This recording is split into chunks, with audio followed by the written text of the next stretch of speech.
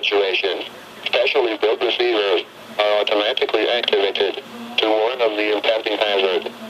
Tests of these receivers normally are conducted by the National Weather Service every Wednesday around noon.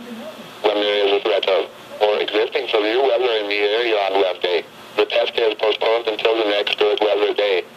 The warning alarm transmitted over this and other NOAA radio stations in southern Wisconsin will normally be activated for watches and warnings that affect the following Wisconsin counties: Richland, Vernon, Adams, Juneau, Marquette, Waushara, Winnebago, Calumet, Manitowoc, Sauk, Columbia, Green Lake, Fond du Lac, Sheboygan, Dodge, Washington, Milwaukee, Iowa, Dane, Jefferson, Waukesha, Milwaukee, Lafayette, Greene, Rock, Walworth, Racine, and Kenosha, and the following Illinois counties: Stevenson, Boone, Winnebago, McHenry, and Lake, and or adjacent coastal waters of Lake Michigan.